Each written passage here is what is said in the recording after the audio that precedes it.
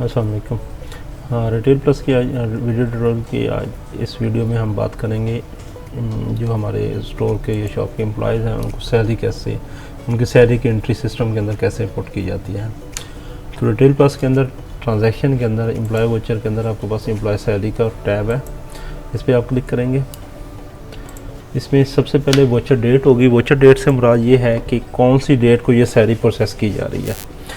अब यहाँ पे एक बड़ा अहम कंसर्न ये है कि कुछ लोगों का ये ख़दशा होता है कि क्योंकि हमारे यहाँ सैलरी कभी भी मंथ एंड पे नहीं दी जाती, मंथ एंड के बाद 3 या 4 तारीख को प्रोसेस की जाती है।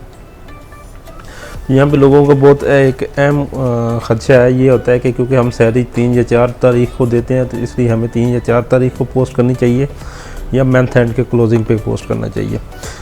यहाँ पे टेक्निकली जो रिकमेंडेशन है वो तो ये होती है कि सैलरी आप जनरेट हर मंथ के एंड पे कर दिया करें ताकि उसका इफ़ेक्ट आपका उस मंथ के प्रॉफिट लॉस में आ जाए।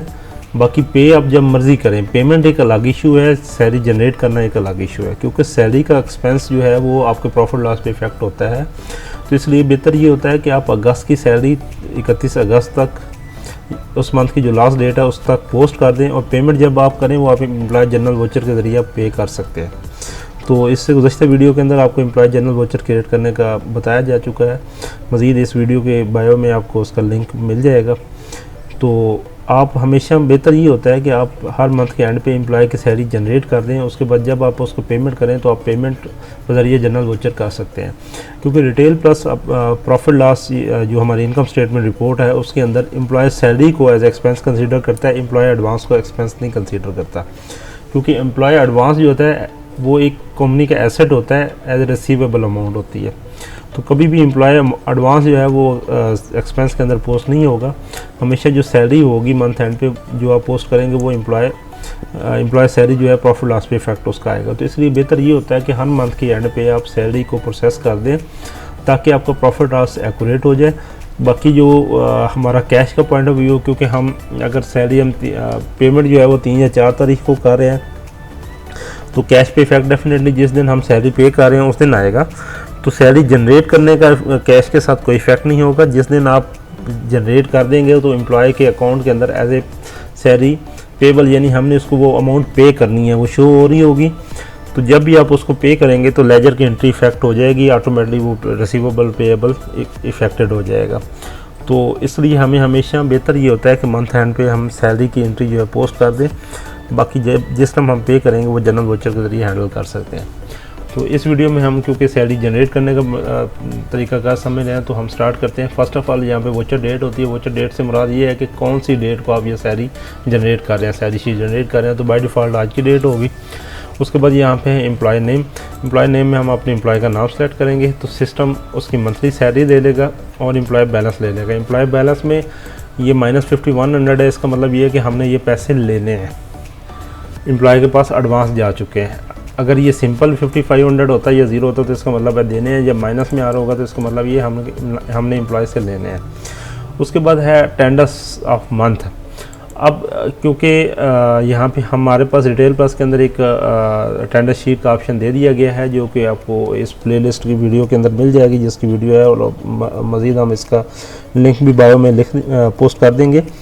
तो रिटेल प्लस के अंदर आप तमाम एम्प्लॉयज़ की रोज़मर्रा की जो अटेंडेंस है, हाज़िरी है, उसकी एंट्री डाल सकते हैं। उसका फ़ायदा ये होता है कि जब आप सैलरी जनरेट कर रहे होते हैं तो सिस्टम ऑटोमेटिकली सैलरी का अटेंडेंस का रिकॉर्ड यहाँ पे इफेक्ट कर लेता है। अटेंडेंस का रिफ्लेक्ट करके सैलरी उसकी जनरेट हो जाएगी। तो इसलिए बेहतर तो ये होता है कि आप रोज़ाना की बुनियाद पर एम्प्लॉय की जो हाज़िरी है उसकी एंट्री इंदराज के यकीनी बनाएं ताकि सैलरी जनरेट करते वक्त आपको कोई मैनुअल रिकॉर्ड ना पुट करना पड़े, बल्कि सिस्टम ऑटोमेशन के ज़रिए वो सारा रिकॉर्ड गेट कर ले। तो यहाँ पे हम क्योंकि लेट से अगस्त की सैलरी जनरेट करते हैं, हमारे पास अगस्त का ही रिकॉर्ड है, तो यहाँ पे हम सैलरी मंथ सेलेक्ट कर लेंगे अगस्त। इसको यहाँ पे फिल अटेंडेंस पे क्लिक करेंगे तो सिस्टम ऑटोमेटिकली उसकी अटेंडेंस गेट कर लेगा। अब सिस्टम ने यहाँ पे बताया कि इसके total working days present days 1 है, लीव 1 है और वीकेंड 1 है, एब्सेंट 0 है। अब क्योंकि रिटेल प्लस के अंदर ये रूल रखा गया है कि present days plus leaves plus working जो होती हैं वीकेंड, ये एज ए सैलरी पेड होते हैं, पेड डेज होते हैं, तो उनको एज ए वर्किंग डेज ही कंसीडर किया जाता है। और एब्सेंट जो होती है वो डिडक्शन के तौर पर कंसीडर किया जाता है। तो हमारे पास 3 एंट्री हैं, इसी बिना पे हम सिस्टम ने ऑटोमेटिकली 3 वर्किंग डेज़ बना दी हैं। 30,000 सैलरी थी उस एम्प्लॉय की, तो 30 पे डिवाइड करके सिस्टम ने ऑटोमेटिक 3,000 रुपये वो है सैलरी जनरेट कर दी है। इसी तरह अगर हमारे पास अगर एब्सेंट का कोई रिकॉर्ड होता है तो सिस्टम ऑटोमेटिकली उसको एब्सेंट के तौर पे भी कंसीडर कर लेता है, उसकी एब्सेंट की डिडक्शन कर लेता है। अब क्योंकि हमारे पास एब्सेंट का रिकॉर्ड नहीं है तो हम टेस्ट करने के लिए कि एब्सेंट की एंट्री डाल देते हैं। ट्रांजैक्शन के अंदर हम एम्प्लॉय वाउचर के अंदर जाएंगे, एम्प्लॉय सैलरी पे जाएंगे, यहाँ से हम सेलेक्ट करेंगे एम्प्लॉय का नेम, हम डेट दे देते हैं यहाँ पे 19 अगस्त,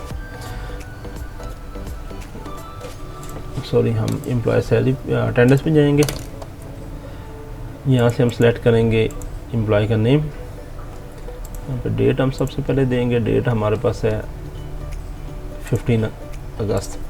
एम्प्लॉय का नेम सेलेक्ट कर लिया अगर, यहाँ से हम सेलेक्ट कर लेते हैं एब्सेंट और इसको सेव कर देते हैं ताकि हमें पता चल सके कि हमारा क्या एब्सेंट का भी इफेक्ट आ रहा है या नहीं। हम दोबारा अब ट्रांजैक्शन के अंदर एम्प्लॉय वाउचर के अंदर एम्प्लॉय सैलरी पे जाएंगे, यहाँ पे हम एम्प्लॉय सेलेक्ट करेंगे अपना अजर, सैलरी मंथ सेलेक्ट कर दिया, attendance for the month of August select कर देते हैं क्योंकि सिस्टम के अंदर हमारे पास अगस्त का रिकॉर्ड होता है, लेकिन आपके पास जो भी मंथ होगा आपने वो मंथ सेलेक्ट करना जिस मंथ की आप सैलरी जनरेट कर रहे हैं। हम क्योंकि अगस्त की सैलरी कैलकुलेट कर रहे हैं तो इसलिए हमने अगस्त का मंथ सेलेक्ट कर लिया और सिस्टम के अंदर भी अगस्त का ही रिकॉर्ड है।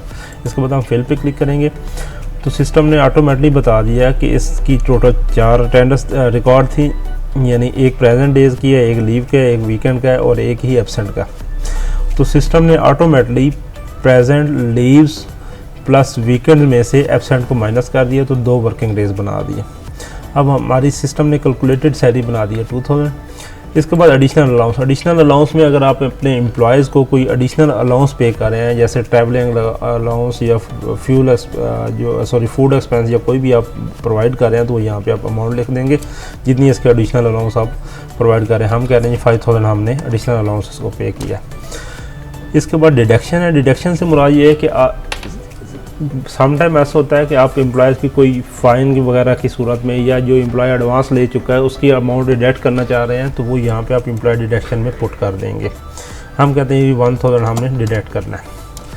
अब सैलरी हमारे पास रहेगी 6000 नेट पेएबल, 2000 उसकी कैलकुलेटेड सैलरी थी, इसमें से एडिशनल अलाउंस हमने उसको दे दिया 5000, total salary to be paid हो गया 7000, इसमें से 1000 हमने डिडक्ट कर लिया, 6000 अब नेट पेएबल सैलरी सिस्टम ने कैलकुलेट कर दी। इसके बाद है सैलरी पेड का ऑप्शन। अगर तो आपने जिस दिन सैलरी कैलकुलेट की है उसी दिन ही पे कर दिया तो आप जनरल वाउचर की तरह यहाँ से भी सैलरी पेमेंट की एंट्री डाल सकते हैं। लेकिन अगर आपने ये सैलरी कैश की मद में उसी दिन पे कर दी है तो अगर आपने पे नहीं की तो आप यहाँ पे पेड में 0 ही लिखेंगे क्योंकि हमने कैश की मद में, हार्ड कैश की मद में कोई सैलरी पे नहीं की। तो सिस्टम ऑटोमेटिकली इसका प्रीवियस बैलेंस जो 5100 था उसमें 6000 डिडक्ट करके बकाया बता देगा कि 900 रिमेनिंग रह गया। अगर हम यहाँ पे कोई पे कर रहे हैं सैलरी, हम कहते हैं जी हमने ये 6000 पे ही कर दिया है तो सिस्टम ने ऑटोमेटिकली बैलेंस भी वही बना दिया कि 55,100 इसका रिमेनिंग रह गया। हम यहाँ पे में कर देते हैं 900 कर लेते हैं कि हम पुराने पेमेंट सारी डिडक्ट कर रहे हैं और उसके बाद जो है बैलेंस रह गया 0। अब क्योंकि सैलरी हमारी 6000 कैलकुलेट हुई थी टोटल और एम्प्लॉय बैलेंस रह गया 5100 तो 900 जो है वो हमने पे कर दिया, बकाया 0 रह गया। लेकिन हमने यहाँ पे डिडक्शन कर ली है। यहाँ पे एक और बात बड़ी इंपॉर्टेंट है कि यहाँ पे अगर हमने डिडक्ट 1000 कर लिया था तो फिर यहाँ पे हम 900 क्यों पे कर रहे हैं। सम टाइम ऐसा होता है कि हमने उस एम्प्लॉय के साथ एक टर्म तय की होती है कि हम 1000 रुपया जो आपका एडवांस आपने लिया हुआ है हम 1000 रुपया पर मंथ काटेंगे, तो यहाँ पे जितना हम काट रहे हैं वो यहाँ पे लिख देंगे, ठीक है। अगर हमने कोई कटौती नहीं की उस सूरत में हम 0 लिख देंगे, जैसे 7000 है। अगर हमने कोई कटौती की है तो यहाँ पे हम लिख देंगे 1000। तो कटौती किसी भी मद में, अगर आप एडवांस की मद में कोई डिडक्शन कर रहे हैं या आप किसी और फाइन की मद में डिडक्शन कर रहे हैं वो यहाँ पे लिख देंगे। जितना कैश हमने पे किया वो यहाँ पे हम लिख देंगे। मसलन 6000 ही हमने पे कर दिया उसको तो वो यहाँ पे लिख देंगे। या हम डिडक्शन को छोड़ देते हैं, हम यहाँ पे कहते हैं कि सैलरी पेड में हम 7000 टोटल बांधी थी, हमने 1000 उसका काटना है तो 6000 हमने पे कर दिया, बकाया 4100 यहाँ पे रह गया। इसके बाद हम इसको सेव कर देंगे। अच्छा, सिस्टम इसके बाद सॉरी एक बात और इम्पोर्टेंट रहेगी कि जब आप सैलरी पेड के अमाउंट लिखेंगे तो सिस्टम आपसे हेड पूछेगा कौन से कैश बैंक अकाउंट से आप पे करें। तो यहाँ पे आपको अगर आप कैश बैंक अकाउंट का बैलेंस सिस्टम के थ्रू रिटेल प्लस के थ्रू मैनेज कर रहे हैं तो उस सूरत में कैश बैंक का अकाउंट बैलेंस आपने सेलेक्ट करना ज़रूरी है आपके लिए। इसके बाद हम इसको सेव कर देंगे तो हमारी एक एम्प्लॉय की जो है सैलरी जनरेट हो चुकी है। हम लिस्ट में जाएंगे तो यहाँ पे हमारे पास लिस्ट में वो एम्प्लॉय सैलरी का वोचर शो हो रहा होगा। मिलते हैं इंशाल्लाह नेक्स्ट वीडियो में। अल्लाह हाफ़िज़।